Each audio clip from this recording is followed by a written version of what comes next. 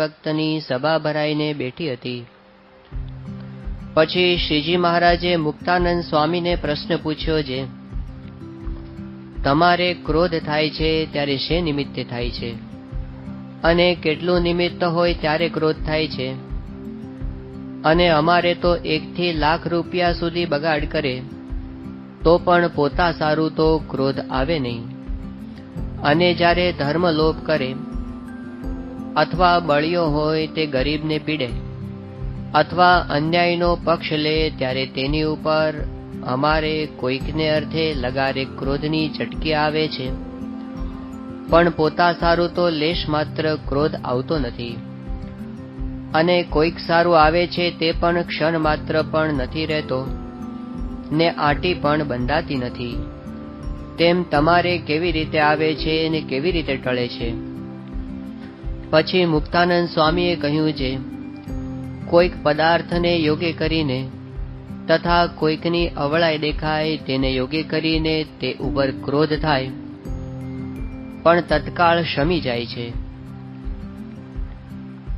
પ્રબોધિની એકાદશીનું આ વચનામૃત છે. એમાં શ્રીજી મહારાજ મુક્તાનંદ સ્વામીને જાહેરમાં પ્રશ્ન પૂછે છે કે તમારે કેટલું નિમિત્ત હોય ત્યારે ક્રોધ થાય છે, અને કેટલું શું નિમિત્ત હોય ત્યારે ક્રોધ થાય છે, અને કેટલું નિમિત્ત હોય ત્યારે ક્રોધ થાય છે. મહારાજ પછી પોતાની વાત કરે છે, અને મુક્તાનંદ સ્વામી પોતાના અંતરમાં જેવું વર્તે છે એનો જવાબ આપે છે. શ્રીજી મહારાજે જે રીતે અહીંયા આગળ પરમહંસોને પ્રશ્ન પૂછ્યો છે અને બીજા વચનામૃતમાં પણ પૂછ્યા છે, એના સામું જયારે જોઈએ અને એ સંતોએ જે જવાબ આપ્યા છે એમના સામું જોઈએ ત્યારે આપણને એવી અંતરદ્રષ્ટિ થાય કે આપણે પોતાના વિશે ઘણું બધું ઓછું જાણતા હોઈએ છીએ. બહાર ઘણું બધું જાણીએ છીએ આપણે, અને આપણને એવી ઈચ્છા પણ રહેતી હોય છે. પણ શ્રીજી મહારાજે જે પ્રથમના 20મા વચનામૃતની અંદર વાત કરી કે જોનારો પોતે પોતાને જોતો નથી, ત્યાં મહારાજે આત્મદ્રષ્ટિના સંદર્ભમાં વાત કરી છે. પણ આખા વચનામૃતની અંદર મહારાજે જે પોતાનો તપાસ કરવાની વાત કરી, અંતરદ્રષ્ટિ કરવાની વાત કરી, એ જોતા લાગે છે કે જે કક્ષાની અંતરદ્રષ્ટિની મહારાજને અપેક્ષા સંતો પાસેથી રહેતી તે બહુ ઊંચી હતી. શ્રીજી મહારાજ સભાની અંદર પહેલા તો કેવા પ્રકારનું અંગ તમારું છે એવું બધાને પૂછતા. પ્રથમનું 47મું વચનામૃત છે, એમાં મહારાજે આવી વાત કરી કે ધર્મ નિષ્ઠા કેટલાકને પ્રદાન હોય, કોઈકને જ્ઞાન નિષ્ઠા પ્રદાન હોય, કોઈકને વૈરાગ્ય નિષ્ઠા પ્રદાન હોય, કોઈકને ભક્તિ નિષ્ઠા પ્રદાન હોય. 4 લક્ષણો કીધા મહારાજે. પછી તરત જ પૂછ્યું કે આમાંથી કોને કઈ નિષ્ઠા પ્રદાન છે અત્યારે જ કહો. તો કેટલો બધો પોતાનો તપાસ કર્યો હોય તો એ વખતે જવાબ આપી શકાય કે મારા અંતરમાં તો આવું વર્તે છે. પ્રથમના 33મા વચનામૃતની અંદર પણ મહારાજે આશરા 3 પ્રકારના બતાવ્યા. એક તો મૂઢપણું, બીજું પ્રીતિ અને ત્રીજું સમજણ. ત્યાં પણ મહારાજે તરત પ્રશ્ન પૂછ્યો મુક્તાનંદ સ્વામી અને બ્રહ્માનંદ સ્વામીને કે તમારે કયું અંગ છે, કેવા પ્રકારનો આશરો છે, તમે અમને કહો. લોયાનું બીજું વચનામૃત, ત્યાં શ્રીજી મહારાજે કીધું કે 4 પ્રકારના ભક્ત હોય ને મૃત્યુનો ભય ટળી જાય. એમાં એક તો વિશ્વાસી હોય, બીજો શૂરવીર હોય, ત્રીજો પ્રીતિ હોય વાળો હોય ને ત્રીજો જ્ઞાની હોય. આ 4 અંગ બતાવીને કીધું કે હવે એમાંથી તમારા કયા કયા અંગ છે ઊભા થાઓ. મહારાજે બધાને વારાફરથી ઊભા કર્યા. મધ્યનું 33મું વચનામૃત, એમાં મહારાજે કીધું કે દરેકના અંતરમાં એવું હોય છે કે આપણે ભગવાનને કોઈક રીતે રાજી કરીએ તો તમે જે ઠરાવ કર્યો હોય કે આવી રીતે આપણે વર્તીશું તો આ લોકમાં અને પરલોકની અંદર ભગવાન આપણા પર પ્રસન્ન રહેશે, એવું જેને ધારી રાખ્યું હોય એ બધા કહો. એમ કરીને મહારાજ એક એકની પાસે જવાબ લે છે અને પછી છેલ્લે પોતાનો અભિપ્રાય કહે છે. મધ્યનું 55મું વચનામૃત છે, એમાં પણ મહારાજે કીધું કે આ સત્સંગ થયા પછી આપણને જે મંગ થાય એમ સત્સંગ થયા પહેલા પણ દરેકને કંઈક ને કંઈક અંગ હોય છે, તો એવું જેનું જે અંગ હોય એ અમને તમે કહો. મધ્યનું 39મું વચનામૃત, એમાં મહારાજે કીધું કે કેટલાક સ્વાભાવિક ગુણ હોય છે જે દેશકાળ કદાચ વિપરીત થાય તો પણ એ સ્વાભાવિક ગુણ ક્યારેય બદલાતા નથી. તો એવો જેમાં જે સ્વાભાવિક ગુણ હોય એ તમે અમને કહો. એમ કરીને મહારાજ એક એક પરમહંસને અને હરિભક્તને ત્યાં આગળ પણ પૂછે છે. અંત્ય પ્રકરણનું પહેલું વચનામૃત, ત્યાં મહારાજે બે વાત કરી, એક તો જ્ઞાની અને બીજો પ્રીતિવાળો. ત્યાં પણ મહારાજે તરત પ્રશ્ન પૂછ્યો કે આમાંથી તમારે કયું અંગ વર્તે છે એ તમે કહો. પ્રથમનું 44મું વચનામૃત, ત્યાં મહારાજ ત્યાં જ અંત્યદ્રષ્ટિ કરાવે છે. મહારાજ કે જે ભગવાનમાં અતિશય દ્રઢ પ્રીતિ હોય એને તો ભગવાન વિના બીજો ઘાટ થાય જ નહીં. અને જો કદાચ એના અંતરમાં ભગવાન વિના બીજો સંકલ્પ થાય તો એને કેવું વસમું લાગે, તો જેમ પંચામૃત ભોજન જમતો હોય અને એની અંદર કોઈ ધૂળનો ખોબો નાખે એ વખતે જેવું વસમું લાગે, અથવા તો કપાળની અંદર કોઈ બળબળતો ડામ દે અને એ વખતે જેવું વસમું લાગે એવું વસમું લાગે જો ભગવાન વિના બીજો સંકલ્પ થાય તો. આવી વાત કરીને પછી મહારાજે કીધું કે બધા પોતપોતાના અંતરમાં તપાસ કરીને જુઓ તો આપણે કેવી ભગવાનમાં પ્રીતિ છે એ જણે આવશે. મુંબઈની અંદર સ્વામીશ્રી થોડા વર્ષો પહેલા બિરાજમાન હતા અને યુવક મંડળ સાથેની પ્રશ્નોત્તરી હતી. એ પ્રશ્નોત્તરીની કેસેટ પણ અહીં આગળ આપણી પાસે છે. તો એમાં યુવકો એક પ્રશ્ન સ્વામીને એવો પૂછ્યો કે સ્વામી, તમને કોના ઉપર વધારે હેત છે?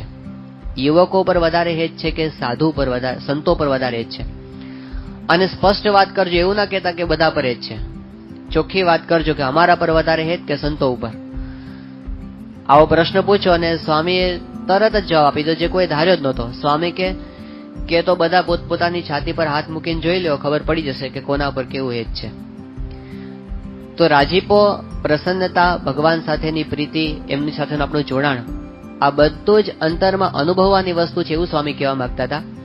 અને જ્યાં સુધી આપણને અંતરદ્રષ્ટિ ન હોય, પોતાનો તપાસ ન કરતા શીખ્યા હોય, ત્યાં સુધી આપણને ખબર ન પડે. છેલ્લા ને 28મા વચનામાં પણ મહારાજે આવી જ રીતે ત્રણને પૂછ્યું, શુકમુનિ, બ્રહ્માનંદ સ્વામી અને સુરાખાચર, કે તમારે અંદર એવો કયો સ્વભાવ છે કે એને લીધે તમે સત્સંગમાંથી ક્યારેક પાછા પડી જાઓ? તો એ પણ તપાસ ત્રણેય કરી રાખ્યો છે એટલે તત્કાળ જવાબ દઈ શકે કે મહારાજ એવું તો એક માન છે કે જો કોઈ બરોબરિયા સાધુ કે હરિભક્ત અપમાન કરે તો સત્સંગમાંથી પાછા પડી જવાય, મન મોડું પડી જાય. તો કેટલી બધી અંતરદ્રષ્ટિ પોતાની સતત કરતા હોય ત્યારે ખબર પડે કે આપણી અંદર કયો ગુણ છે, આપણી અંદર કયો અવગુણ છે, અને પ્રસંગ આવે ત્યારે આપણે શેને લીધે પાછા પડી જઈએ એમ છે. આટલી સ્પષ્ટતા એ આ પરમહંસોના જીવનમાં પણ આપણને દેખાતી હતી. તો શ્રીજી મહારાજે એટલા માટે અહીંયા આગળ મુક્તાનંદ સ્વામીને પહેલા પ્રશ્ન પૂછ્યો કે તમારે ક્રોધ થાય છે ત્યારે શું નિમિત્ત હોય ત્યારે ક્રોધ થાય? આવો તો કોઈ વિચાર મોટા ભાગે કર્યો નથી હોતો કે ક્રોધ ક્યારે આવીને જતો રહે આપણને કઈ ખબર હોતી નથી. કારણ કે કેટલાક ક્રોધ તો બહાર વ્યક્ત થતા હોય છે, પણ મોટા ભાગના ક્રોધ એવા હોય કે અંદર ને અંદર એ શમી જતા હોય.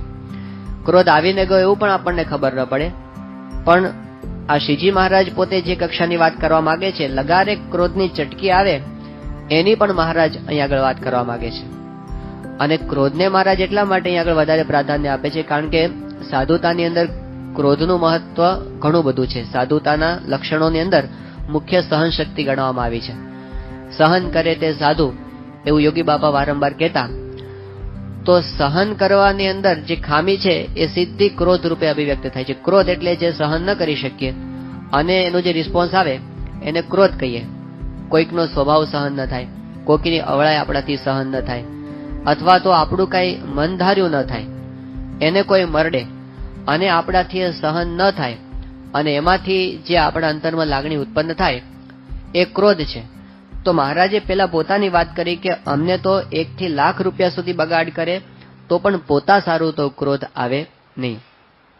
ગીતાની અંદર શ્રી કૃષ્ણ ભગવાને જે સ્થિતપ્રજ્ઞના લક્ષણો કહેવાની શરૂઆત કરી એમાં સૌથી પહેલું લક્ષણ આ બતાવ્યું છે. એની અંદર કહે છે કે દુઃખેશ્વનું દ્વિગ્ન મનાહા સુખેશુ વિગત સ્પૃહ વીત રાગ ભય ક્રોધ સ્થિત ધીર મુનિ રુચ્યતે. તો દુઃખની અંદર એ ઉદ્વેગ ન પામે અને સુખની અંદર એમને સ્પૃહા ન હોય. પછી કે છે કે રાગ, ભય અને ક્રોધ આનાથી જે રહિત હોય એને સ્થિતપ્રજ્ઞ પુરુષ કહેવાય. તો આની અંદર વિદ્વાનો બધા વાત કરતા હોય છે કે રાગ, ભય અને ક્રોધ એ સિક્વન્સ છે ને એ પણ બહુ અગત્યની છે. કારણ કે રાગ છે એમાંથી જ ભય ઉત્પન્ન થાય અને રાગમાંથી જ ક્રોધ ઉત્પન્ન થતો હોય છે. જે વસ્તુની અંદર આપણને રાગ હોય અથવા તો જે ક્રિયાની અંદર આપણને રાગ હોય એમાં કોઈ બાધારૂપ જ્યારે બને અથવા તો આપણને એવું લાગે કે આ આપણા હાથમાંથી આ પદાર્થ જતો રહેશે, એ વખતે આપણને ભય ઉત્પન્ન થાય કે મારી પાસે નહીં રહે તો.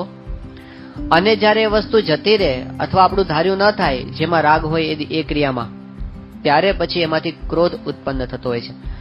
તો મહારાજે જે વાત કરી છે પોતાની વાત, એમાં બહુ સ્પષ્ટપણે દેખાય છે કે એમનો ક્રોધ રાગ મૂલક નથી. મોટા પુરુષ પણ ક્રોધ તો કરે છે. શ્રીજી મહારાજે અંત્ય પ્રકરણના 34મા વચનામૃતની અંદર વાત કરી કે આવા મોટા સંત હોય એના અંતરમાં ઘણા બધા જીવોનું રૂડું કરવાની ભાવના હોય, અને એના અંતરમાં એમ હોય કે આપણે બધાને ધર્મ નિયમમાં વર્તાવીને ભગવાન સુધી પહોંચાડીએ, પછી એમના સંકલ્પની અંદર કોઈ બાધા કરીને ધર્મ બહાર આચરણ કરે ત્યારે એમને ક્રોધ ઉત્પન્ન થતો હોય છે.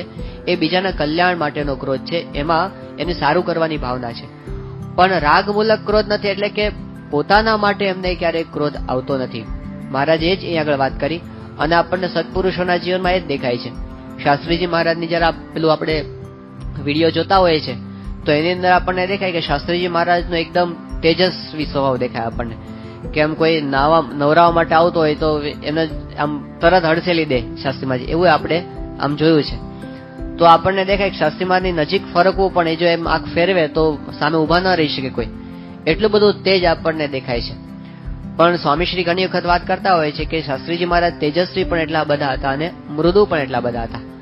એ પોતે ગુસ્સો પણ ધારણ કરતા, પણ એ ગુસ્સો એવા પ્રસંગે ધારણ કરતા જે પ્રસંગે કોકનું કંઈ ખરાબ થવાનું અથવા ધર્મ બહાર કોઈ આચરણ થતું હોય એ વખતે, પોતાના માટે નહીં.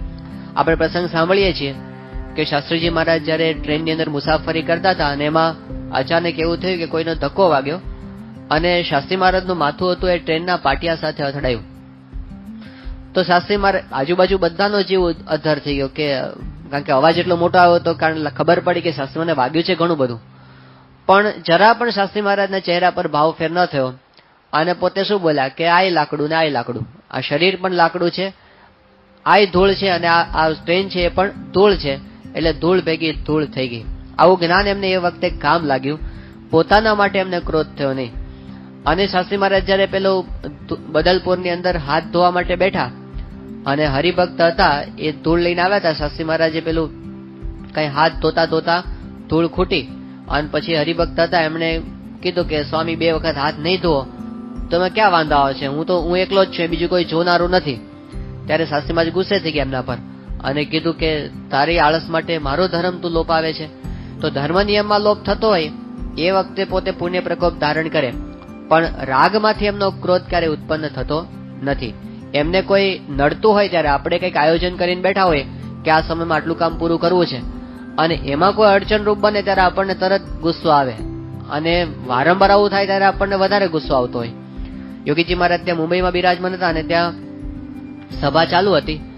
એક હરિભક્ત આવ્યા અને એમને મુંબઈથી અમદાવાદ જતા હતા, એટલે યોગીજી મહારાજે એમને બેસાડ્યા કે તમે થોડી વાર રોકાવો, હું તમને પત્ર એક લખી આપું, અને તમે હાથવાથી પત્ર લઈને જાઓ તો યોગી બાપાને એવી ઈચ્છા કે પોસ્ટનો ખર્ચો બચી જાય અને હાથવાથી પત્ર અમદાવાદ સુધી પહોંચી જાય.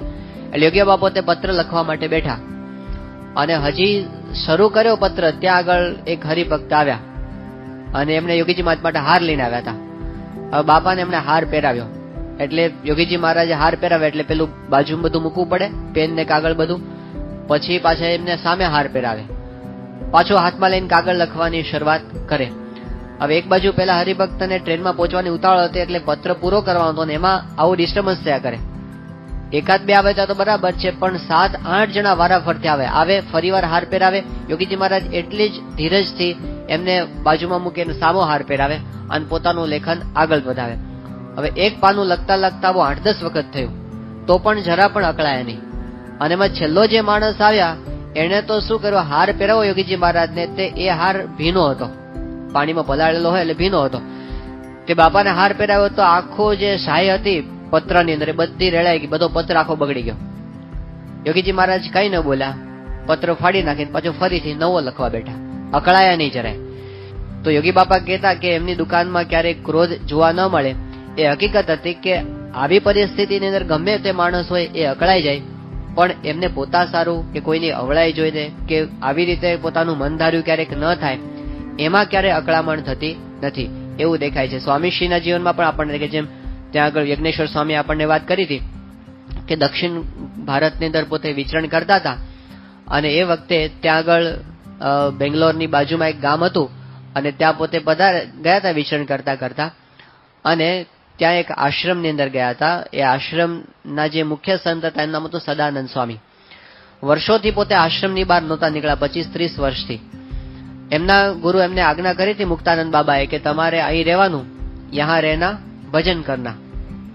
આ બે વસ્તુ એમને કીધી. ડોક્ટર સ્વામીએ સેવા કરના, યજ્ઞેશ્વર સ્વામી કે એવું એમણે નહોતું કીધું, યહાં રહેના ભજન કરના એવું એમને કીધું હતું એમના ગુરુએ. અને એમને એ વસ્તુ પકડી રાખી હતી ને ભજનનો અર્થ સેવા થાય જ છે. જો કે ભજ સેવાયા એટલે ભજનની અંદર સેવા પણ આવી જાય છે. એ રીતે પોતે સેવા કરતા હતા ત્યાં આગળ. અને આશ્રમની બહાર એમણે પગ જ નહોતો મૂકતો આટલા બધા વર્ષોથી. ગુરુ કૃપાથી એમને એવી સિદ્ધિ પ્રાપ્ત થઈ ગઈ હતી કે સામે કોઈ પણ વ્યક્તિ આવે તો એને ખબર પડી જાય એના મનમાં શું વિચારો ચાલે છે, એની બધી પ્રકૃતિ એને ખબર પડી જાય. આવી એમને કેટલીક સિદ્ધિ પણ પ્રાપ્ત કરેલી. બહુ સાધુતા વાળા હતા.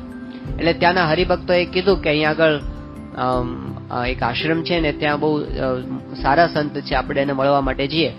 એટલે યજ્ઞેશ્વર સ્વામી પોતે ગયા ત્યાં સાથે અને પછી એમને મળ્યા, બહુ રાજી થયા અને બધી વાતો કરીને પછી યજ્ઞેશ્વર સ્વામીએ બધો સંસ્થાનો પરિચય આપ્યો અને પછી ગુરુની વાત કરી કે અમારો ગુરુ પ્રમુખ સ્વામી મહારાજ છે. પછી જયારે સ્વામીશ્રીનું પોકેટ કેલેન્ડર એમને બતાવ્યું, એમાં બાપાનો ફોટો હતો અને કીધું કે આ અમારા ગુરુ છે. એટલે એમને પેલું ફોટોગ્રાફ હાથમાં લીધો અને સદાનંદ સ્વામી હતા એ જોવા માંડ્યા. મને જોઈને એકદમ પ્રભાવિત થયા.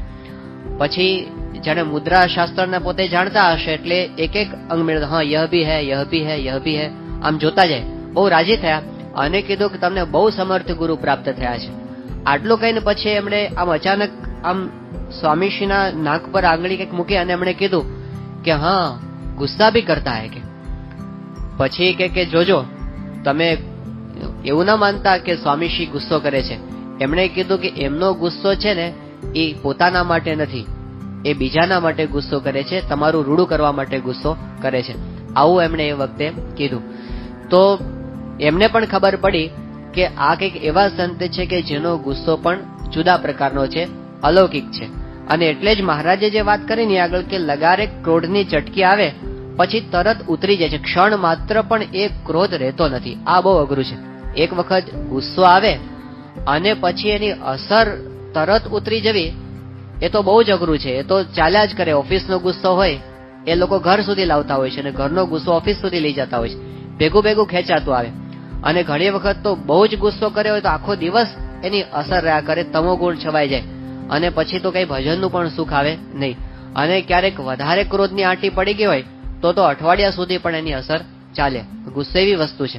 પણ મહારાજ કે અમારે તો ક્ષણ માત્ર પણ ગુસ્સો રહેતો નથી. મહંત સ્વામી પેલો પ્રસંગ કહે છે કે એક ભાઈએ ભૂલ બહુ કરી હતી મોટી અને સ્વામીશ્રી એમને બોલાવ્યા અને પછી બહુ જ ગુસ્સે થયા. મહંત સ્વામી કે હું હાજર હતો અને એટલા બધા સ્વામી એના પર ગુસ્સે થયા, ખખડાવી નાખ્યા હતા. આપણને થાય કે શું એને કહી નાખ્યું. અને પછી આમ લાલચોળ થઈ ગયા હતા સ્વામી.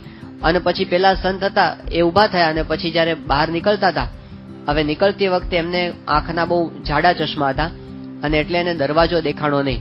તો બહાર નીકળવા માટે એ પોતે દરવાજા બાજુ જવાને બદલે કબાટ તરફ ગયા અને કબાટનું બારણું ખેંચવા માંડ્યા. અને સ્વામી આ જોયું ને એટલા બધા ખડખડાટ હસી પડ્યા, જાણે 2 સેકન્ડ પહેલા એમને ગુસ્સો કર્યો જ નહોતો. એટલા સાહજિક સ્વામી થઈ ગયા. એમને નજરો નજર. મહંત સ્વામી કે આ પુરુષ છે એ ગુસ્સો પોતે ધારણ પણ કરી શકે છે, એને ગમે ત્યારે મૂકી પણ શકે છે. ક્ષણ માત્ર પણ એની અસર એના પર રહેતી નથી. આ એમની વિશેષતા છે. એટલા માટે અહીંયા આગળ મહારાજે કીધું કે અમારો ગુસ્સો તો આવો છે કે કોઈક ધર્મલોપ કરતો હોય ત્યારે એક તો ગુસ્સો આવે અને બીજો બળિયો એ ગરીબને પીડે અથવા અન્યાયનો પક્ષ લે ત્યારે અમને ગુસ્સો આવતો હોય છે. મહારાજ પોતે આવી રીતે અમદાવાદમાં બિરાજમાન હતા અને ત્યાં પેલો લોલંગર બાવો હતો, એના બધા સાધુઓ એ મુક્તાનંદ સ્વામીને માર્યો અને મુક્તાનંદ સ્વામીને આંખમાંથી લોહી નીકળવા માંડ્યું. આ વાત જયારે મહારાજે જાણી ત્યારે મહારાજે ગુસ્સો ધારણ કરેલો અને એટલી બધી મહારાજ તો ત્યાં સુધી કે હમણાં જેને પ્રલય થઈ જશે એવું વાતાવરણ થઈને ઉભું રહ્યું. એ વખતે બધા સંતોએ મહારાજની સ્તુતિ કરી કે મહારાજ જીવ તો બધા આવા હોય પણ આપે આવી રીતે એમને ક્ષમા આપી દેવી જોઈએ. અને સંતોની ક્ષમા જોઈ અને મહારાજ પણ પોતે રાજી થયા અને મહારાજે પણ પછી પોતાનો ગુસ્સો મૂકી દીધો. પણ બળિયો છે જ્યારે ગરીબને પીડે અથવા અન્યાયનો પક્ષ લે ત્યારે મહારાજ પોતે ગુસ્સો કરતા, અથવા કોઈ ધર્મનો લોપ કરે ત્યારે પણ મોટા પુરુષ છે એમને આવી રીતે ગુસ્સો આવતો હોય છે. એ આપણા રૂડા માટે આવતો હોય છે. પછી મુક્તાનંદ સ્વામીને મહારાજે પૂછ્યું કે તમારે કેવી રીતે ગુસ્સો આવે છે એ તમે અમને કહો. ત્યારે મુક્તાનંદ સ્વામી પણ પોતે વાત કરી કે મહારાજ, ક્યારેક કોઈક પદાર્થને યોગ્ય કરીને ગુસ્સો આવી જાય છે, અથવા કોઈકની અવળાઈ દેખાય ત્યારે તે ઉપર ક્રોધ આવી જાય છે. આ બંને વસ્તુ એવી છે, પદાર્થમાંથી ગુસ્સો આવવાની સંભાવના ઘણી બધી છે. કારણ કે પદાર્થની અંદર આપણને કઈ મમત્વ બંધાયો હોય અને પછી કોઈક એને લઈ જાય અથવા બગાડી નાખે ત્યારે તરત આપણને એના પર ગુસ્સો આવી જાય. જેમ મુક્તાનંદ સ્વામી પેલું ધ્યાન કરવા માટે બેઠા હતા તો મુક્તાનંદ સ્વામીએ સામે તુંબડીને સુકવવા માટે મૂકી હતી કલર કરીને. હવે થોડી થોડી વારે મુક્તાનંદ સ્વામી બાજુમાં લાકડી પાછા રાખીને બેઠા હતા અને કૂતરો આવે તો એમને કાઢવા માટે. ત્યારે નીલકંઠ વર્ણી હતા ત્યાં પધાર્યા. એમને કીધું કે મુક્તાનંદ સ્વામી, આ તમે શું કરો? કે ધ્યાન કરું છું. તો કે આ લાકડી કેમ બાજુમાં રાખીને બેઠા છો? તો કે આ તુંબી પાત્ર છે એને પેલો કૂતરો બગાડી ન જાય એટલા માટે. તો મહારાજે કીધું કે ધ્યાન દૈવત તુંબી પાત્ર મેં કિંવા ધ્યાન મેં, આમાં કેમ તમારી વૃત્તિ રહે છે? અને પછી તો મહારાજે એવું ચરિત્ર કર્યું કે જેટલા સાધુ હતા બધાની તુંબડી મગાવી અને એને કાંઠા તોડી નાખ્યા. એટલે મહારાજે એવી કઢંગી તુંબડી કરી દીધી કે એની અંદર કોઈને સ્નેહ રહે નહીં, અને કદાચ કોઈક કઈ કરી નાખે તો પણ વાંધો આવે નહીં.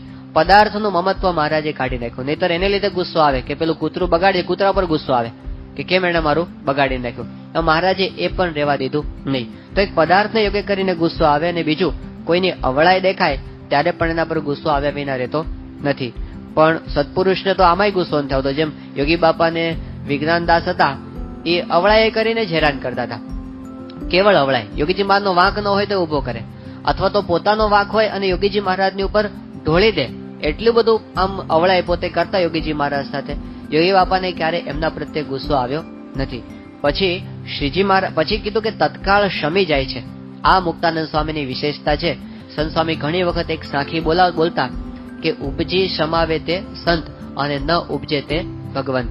એ કહેતા કે એકવાર આપણા અંતરની અંદર આવા વિકાર ઉત્પન્ન થાય પછી જો આપણે પાછા વળી શકીએ તો એ સંતનો માર્ગ છે.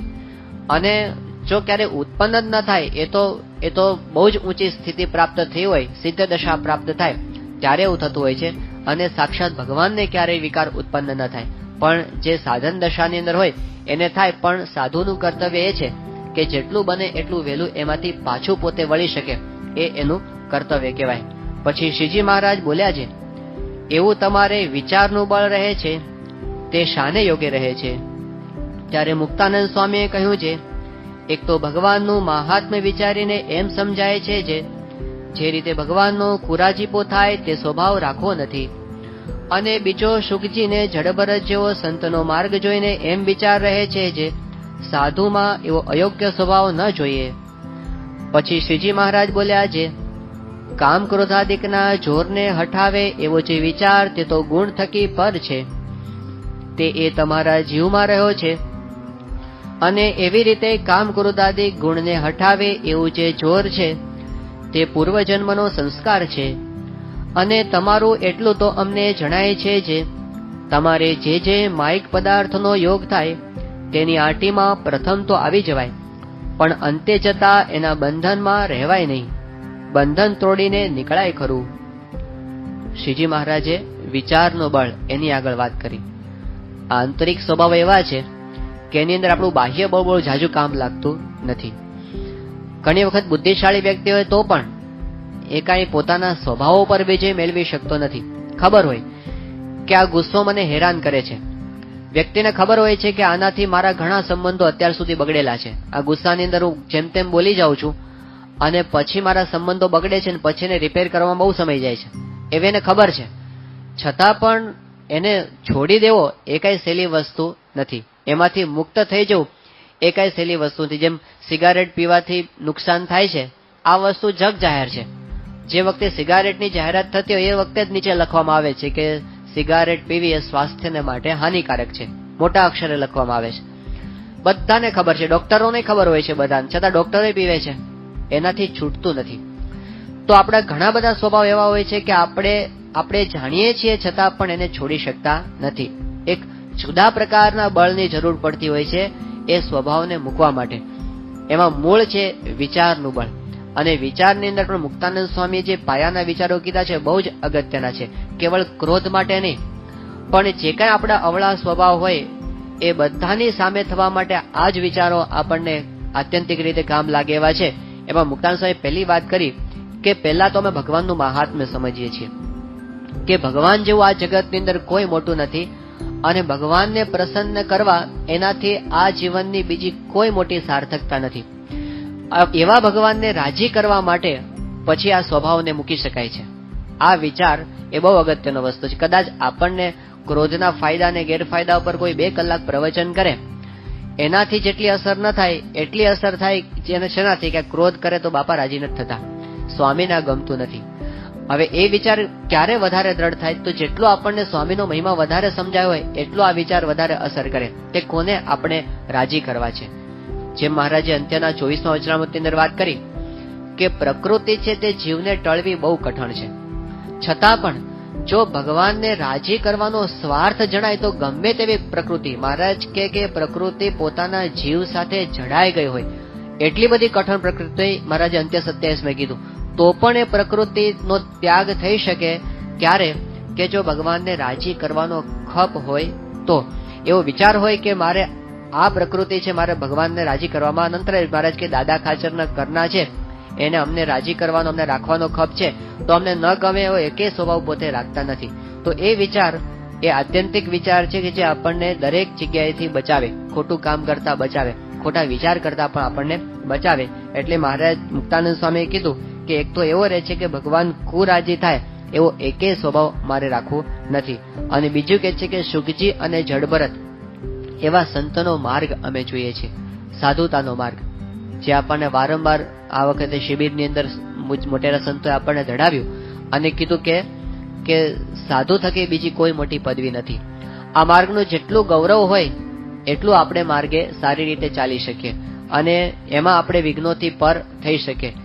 જેમ અખંડાનંદ સ્વામી હતા અને જંગલની અંદર જતા હતા અને એમને એ વખતે પેલો વાઘ સામો આવ્યો તો એમને એવો વિચાર આવ્યો કે હું તો અખંડાનંદ છું અને મારે કેવી રીતે આનાથી ભય પમાય. તો એવા વિચારથી પોતે પાછા વળી શક્યા, ભયથી મુક્ત થઈ ગયા. આત્માનંદ સ્વામી હતા અને એને પેલો ગાડાવાળો હતો એ આમ એવી રીતે ચલાવતો હતો કે એમને ફાવે નહીં. આત્માનંદ સ્વામી કે હું તો આત્માનંદ છું અને મારે ગાડાની શું જરૂર, અને ચાલવા માંડ્યા, નીચે હાલવા જ માંડ્યા સીધા. તો અસ્મિતા એક એવી વસ્તુ છે પોતાના માર્ગની કે એની અંદર કદાચ પોતાની શારીરિક પીડા થતી હોય અથવા તો પોતાને કંઈક માનસિક રીતે વિઘ્નકારક હોય, એ બધાથી પર થઈ અને આપણે જે માર્ગે ચાલવો જોઈએ એ માર્ગે આપણે ચાલી શકીએ. તો સાધુતાના માર્ગની અસ્મિતા કીધું કે જડભરત અને સુખજી જેવાના માર્ગનો અમે વિચાર કરીએ છીએ કે એ લોકો આગળ શું કરી ગયા. યક્ષના પ્રશ્નની અંદર આવે છે કે કહ પંથાહા, એ જયારે પ્રશ્ન પૂછ્યો ત્યારે એક જ વાક્યમાં યુધિષ્ઠિરે જવાબ આપી દીધો કે મહાજનો યેન ગતઃ સપંથા. બીજું કાંઈ નહીં, જાજુ ના સમજાય તો કાંઈ નહીં, મોટા પુરુષ જે રસ્તે ચાલી ગયા એ રસ્તે તમે ચાલવા માંડો તો પછી જેટલા કઈ વિઘ્નો છે એ આપોઆપ એમાંથી શમી જાય. એટલે એ વાત કરી કે સાધુતાના માર્ગ સામુ જયારે અમે જોઈએ છીએ ત્યારે લાગે છે કે આટલું કઈ ઠીક થતું નથી અને પછી એને અમે હટાવી દઈએ છીએ. ત્યારે મહારાજે મુક્તાનંદ સ્વામીના વખાણ કર્યા કે તમે આ કામ ક્રોધાદિકના બળને પણ હટાવી દે એવો વિચાર કરો છો. આ વિચાર તો ગુણ થકી પર છે, કારણ કે ગુણની સાથે સ્વભાવ જોડાયેલા છે. જો સ્વભાવથી આપણે પર થઈ શકીએ તો ગુણાતીત થઈ ગયા. એટલે એમણે કીધું કે તમે જેટલા સ્વભાવને હટાવી શકે એટલા તમે ગુણથી પર થયા છો, તો આ તો તમારો ગુણ થકી પર વિચાર છે. પછી મહારાજે કીધું કે છતાંય તમારા માટે અમને એટલું તો દેખાય છે કે શરૂઆતની અંદર તો તમે માઇક પદાર્થનો યોગ થાય ત્યારે એના બંધનમાં આવી જાઓ ખરા. બહુ નિખાલસ ચર્ચા લાલે છે સભાની અંદર. મુક્તાનંદ સ્વામી કઈ સામાન્ય સંત નથી, બહુ જ સિનિયર સંત છે. શ્રીજી મહારાજ કરતા 20-22 વર્ષે ઉંમરની અંદર મોટા છે અને એ વખતની રીતે જોઈએ તો આખા સંપ્રદાયમાં સૌથી સિનિયર સંત મુક્તાનંદ સ્વામી ત્યાં આગળ છે. ઘણી બધી સાધના એમણે કરી છે અને 60-70 સાધુઓના મંડળના મોવડી છે અને એના સ્વભાવની વાત મહારાજ જાહેરમાં કહે છે કે તમારી આટલી ખામી મને જણાય છે. અને મુક્તાનંદ સ્વામી હાથ જોડી કે હા મહારાજ એ મારી ખામી છે. તો કેટલી બધી નિખાલસ ચર્ચા જે આપણને પૂજ્ય મુનિ સ્વામી ભૂમિકાની અંદર જે વાત કરી હતી કે આ સંતો બધા હૃદય ખોલીને મહારાજની સામે બેસતા અને મહારાજને પણ એટલો બધો વિશ્વાસ હતો કે આ સંતોને હું ગમે તેમ કહી શકીશ. એવો એક આત્મીયતાનો સંબંધ, એવો એક નિખાલસ સંબંધ મહારાજ અને પરમહંસો આવી રીતે કેળવ્યો હતો. તો મુક્તાનંદ સ્વામીને મહારાજે કીધું કે તમારી આટલી ખામી દેખાય છે કે તમે શરૂઆતની અંદર તો કોઈ પદાર્થના બંધનમાં આવી જાઓ છો, પણ પછી તમે એ તોડીને નીકળી જાઓ છો. અને એનું કારણ એ છે કે પૂર્વ સંસ્કાર તમારો બહુ બળવાન છે. પૂર્વ જન્મમાં તમે કોઈ મહાન સાધના કરી છે, અથવા તો તમને એવા મોટા સંતોનો યોગ થયો છે, જેના બળે કરીને તમે આ બંધન તોડીને નીકળી જાઓ છો. પછી મુક્તાનંદ સ્વામીએ પૂછ્યું છે, પ્રથમ આવરણ થઈ જાય એવી કાચપ રહે છે, તે શાને યોગે રહે છે? મુક્તાનંદ સ્વામીને હજી આગળ વધવાની ઈચ્છા છે કે પ્રથમ કાચપ રહી ગઈ એ શાને યોગે કરીને રહી ગઈ. આમ તો આપણે જોઈએ છે કે આખા વચનામૃતની અંદર મુક્તાનંદ સ્વામીના આવા પ્રશ્નો વારંવાર આવે છે કે જેની અંદર એવું હોય કે મારી અંદર આટલી સ્વભાવની ખામી છે તો કેવી રીતે ટળે. સંઘર્ષ એમણે આખી જિંદગી કર્યો છે, પણ છતાં એમણે સંઘર્ષ એવી રીતે પોઝિટિવલી કર્યો છે કે આપણો માર્ગ સાચો છે અને આ સંઘર્ષમાં મારી જીત થવાની છે, આવો દ્રષ્ટિકોણ રાખીને પોતે સતત લડતા રહ્યા છે. પણ ક્યારે મુક્તાનંદ સ્વામી એવો વિચાર નથી કર્યો આ તો ખોટા માર્ગમાં આપણે આવી ગયા, કે આ તો આપણી ગજા બારની વસ્તુ છે આ સાધુતાનો માર્ગ, કે આ તો આપણને ફાવશે જ નહીં, બહુ અઘરું છે.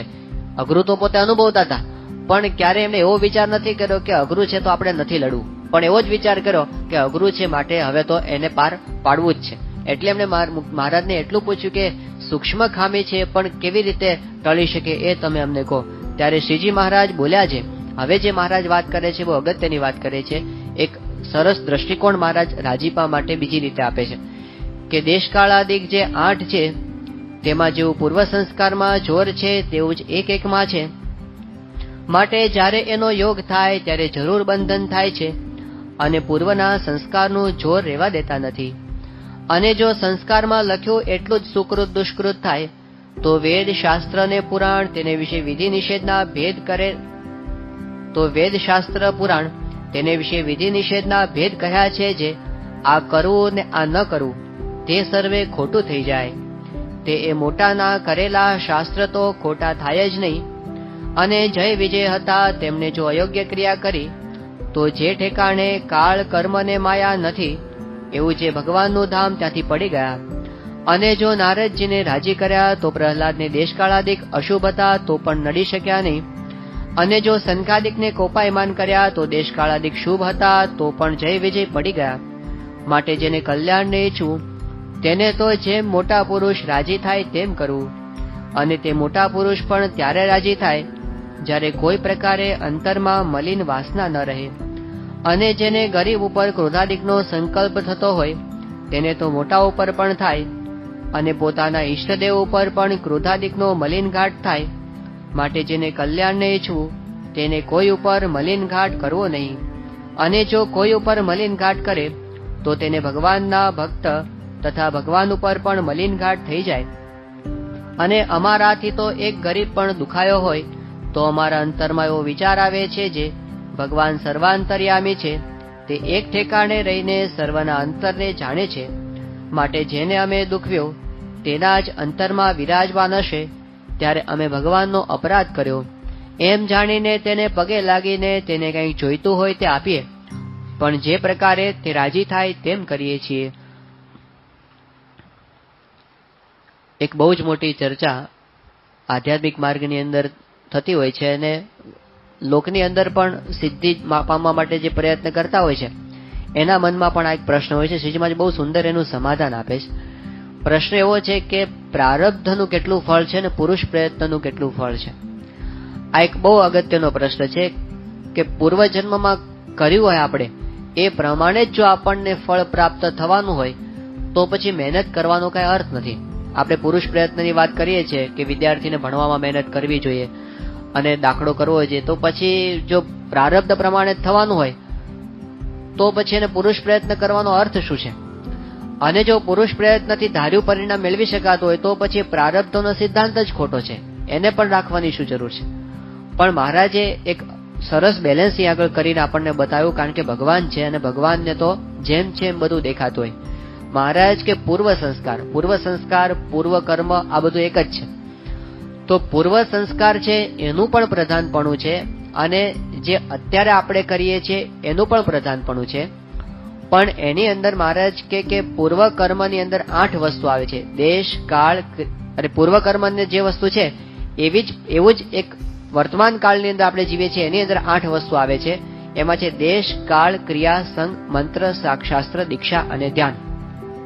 પૂર્વ સંસ્કારથી જેટલું થતું હોય એટલું આ એક એકની અંદર બળ છે. એટલે કે જો બધાની ટોટલ અસર આપણે ગણીએ તો પૂર્વ સંસ્કારની અંદર 100 ભાગ જેટલા ટકા થયા. એટલે કે 10% કરતા પણ ઓછી અસર પૂર્વ સંસ્કારની થઈ.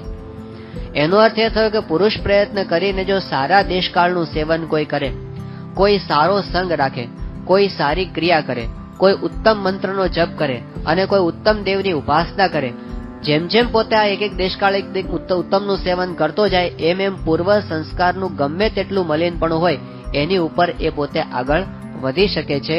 આ શ્રીજી મહારાજે પુરુષ પ્રયત્નનું બળ બતાવ્યું છે. તો પૂર્વ સંસ્કારની આગળ પણ આ પુરુષ પ્રયત્ન રૂડા દેશકાળાદિકનું સેવન કરવું એનું બળ વધારે છે. અને પછી શ્રીજી મહારાજ એના કરતા પણ આગળ વાત કરે છે કે દેશકાળની અંદર પણ સારામાં સારા દેશકાળ શું સમજવા.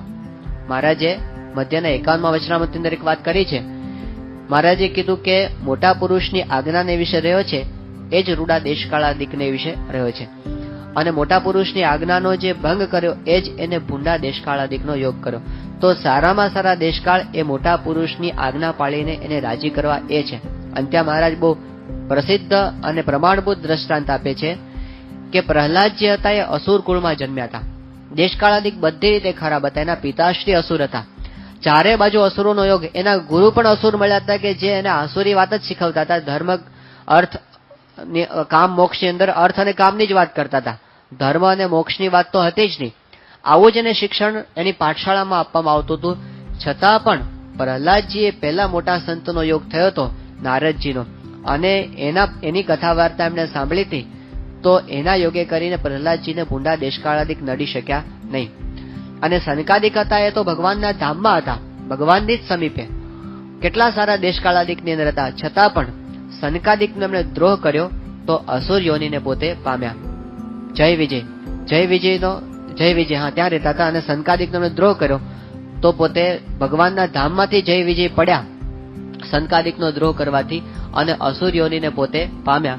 તો રૂડા દેશકાળાદિકની અંદર છતાં મોટા પુરુષ ખુરાજી થયા તો એને આવું ફળ પ્રાપ્ત થયું. એટલે મહારાજ છેલ્લે સિદ્ધાંત એ લાવીને મૂકે છે કે પૂર્વ સંસ્કાર આપણા ગમે તેવા હશે, દેશકાળાદિક આપણા ગમે તેવા હશે, મોટા સંતને રાજી કરશો તો કાંઈ કરવાનું બાકી રહેશે નહીં. એટલે મહારાજ કે મોટા પુરુષને રાજી કરવા. પછી મહારાજ કહે છે કે મોટા પુરુષ પણ રાજી ક્યારે થાય છે?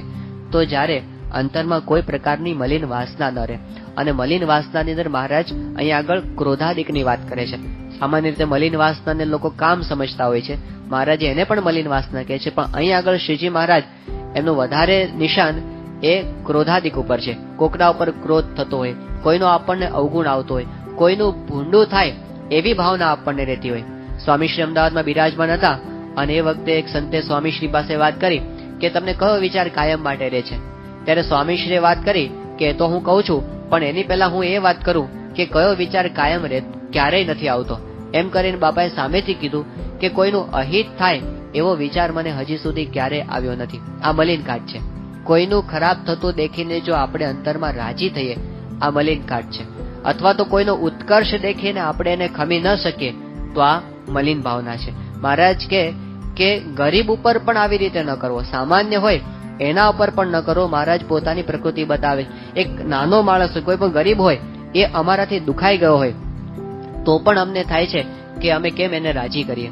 અને મહારાજ કે અમે એને કઈ જોઈતું હોય તો પદાર્થ આપીએ, પણ ગમે તેમ કરીને એનું સારું કરવા માટે પ્રયત્ન કરીએ. 1996ની સાલમાં સ્વામીશ્રી ત્યાં અટલાદરામાં પધારેલા જાન્યુઆરી મહિનાની અંદર.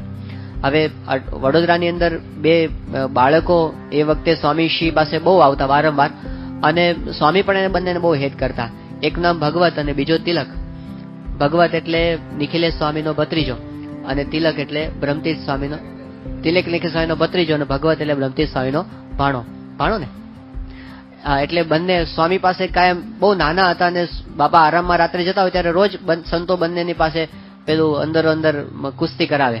અને કાયમ સ્વામીશ્રી જયારે પધારે, એ જમવા માટે બેઠા હોય, સ્વામી સભામાંથી આવે, આરામમાં જતા હોય, ત્યારે અમૃત મહોત્સવની જય મોટેથી બોલાવતા બંને. અને સ્વામી પણ રાજી થઈને બંનેને આશીર્વાદ આપતા. પણ અમૃત મહોત્સવ તો પૂરો થઈ ગયો અને સ્વામી 96ની સાલમાં પછી ત્યાં પધાર્યા અટલાદરા. પછી કઈ જય બોલાવવાની રહી નહીં, કારણ કે અમૃત મહોત્સવ પૂરો, શેની જય બોલાવી? એટલે કોકનું શીખવેલું થોડુંક પોતાનું ગોઠવેલું એટલે એમને કીધું કે પ્રમુખ સ્વામી મહારાજ શતાબ્દી મહોત્સવની જય, એ એમને શરૂ કરી. અને સ્વામી અકળાઈ ગયા. સ્વામી રાત્રે આરામ જય બોલ્યા. સ્વામી જરા આમ ગંભીરતાથી બોલ્યા. સ્વામી કે આવી જય નહીં બોલાવાની, અને જો બોલશો તો ફરીવાર રૂમમાં આવવા દેવામાં નહીં આવે. આમ કરી સ્વામી આમ લાગ્યું કે મજાક કરે, પણ સ્વામી ગંભીરતાથી બોલતા હતા. પેલા છોકરાઓ તો કઈ ખબર પડે નહીં, એટલે કે સ્વામી કે છે પણ આપણે તો કરવાનું. તે બીજે દિવસે સ્વામી જયારે પાછા સભામાંથી પધાર્યા, સાંજે ભોજન લેવા માટે આવતા હતા, અને એ વખતે રૂમની અંદર દરવાજા આગળ જ પેલો બે જણ ઉભા હતા, અને સ્વામી પાસે બોલ્યા મોટેથી કે પ્રમુખ સાહેબ મારા શતાબ્દી મહોત્સવની જય. અને સ્વામી ગુસ્સે થઈ ગયા. સ્વામી કે તને ના નથી પાડી નહીં બોલવાનું? હવે બધા મહોત્સવ ઉજવાઈ ગયા છે, એકે મહોત્સવ કરવાનું નથી. અને સંતોને કીધું કે આને કાંઈ આવું અવળું અવળું શીખવાડવાનું નહીં. અને પેલા બંનેને કે તમે આજે અંદર નહીં આવવાનું રૂમમાં, અને બંનેને કાઢી મૂકે. કે જતા રહો, જાઓ. પેલા બે જતા રહ્યા ત્યાંથી. અને સ્વામી ત્યાં જમવા માટે બેઠા, અને એક બાજુ વાંચન ચાલતું, બાળ સ્નેહી પુસ્તકનું વાંચન ચાલે. અને એમાં સ્વામી થોડી વાર આમ જોયા કરે આજુબાજુ.